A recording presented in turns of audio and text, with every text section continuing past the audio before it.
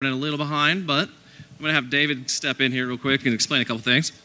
Do you have a second mic to run around? Yeah, I'll run up. Can we get the speakers? Brian? All right, can we get speakers up here? Joe, and I can't remember the first one. Brian and Brian. Joe. Thank you. I don't know if this stays on or is it on? Oh, it sounds on. Don't be so quick to leave here. I mean, the Q&A's coming up here. They can hear the rain. We are missing an amazing lightning show happening just right above us. Really? You actually can't hear it. It's amazing. This building, You don't wanna I guess, see it is out muffled right now because you can't hear it, but it's incredible. We tried to get these lifted up so you can watch it, right, as we're listening to some great content, but that didn't happen. Anyways, when you guys go outside, just prepare to be wowed.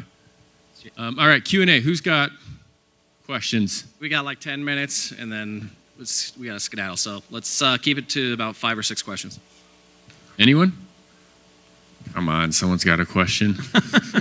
Joe, I was going to ask, when it comes to like coming up with this content for your clients or for Adobe, how much of the time do you spend like building a concept for what information you can get and actually figuring out what you can do, and then putting the data, like making the data make sense, and then how much time does the PR team have to take to make it make sense to the masses? Because I'd imagine you can't just sit there, crank out numbers, press a button, and then you've got a great. Yeah, so we've become a lot more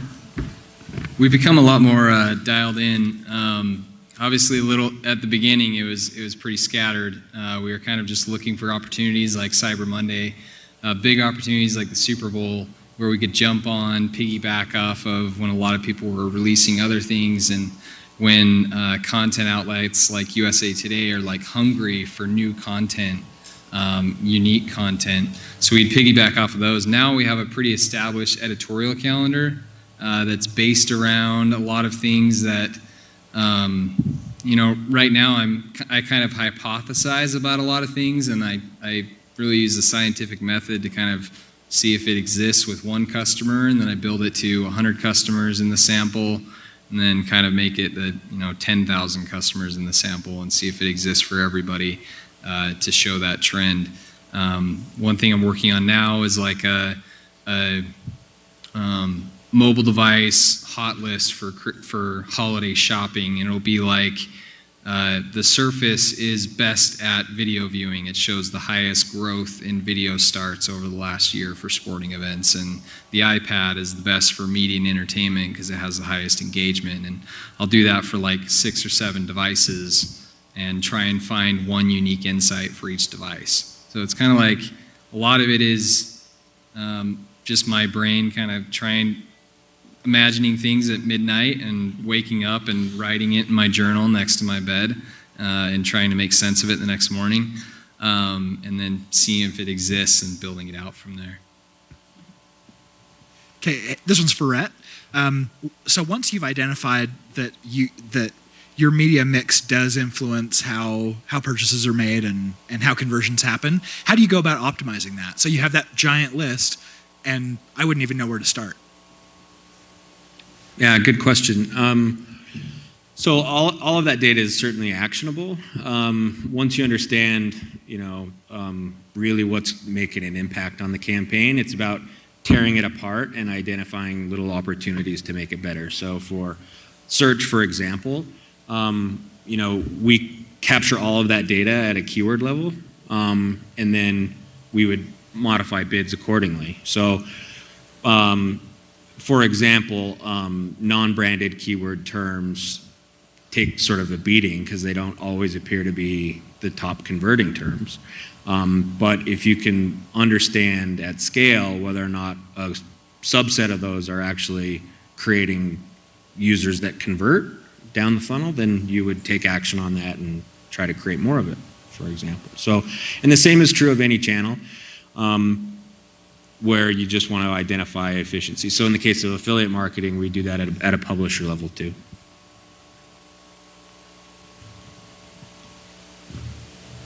Any other questions out there?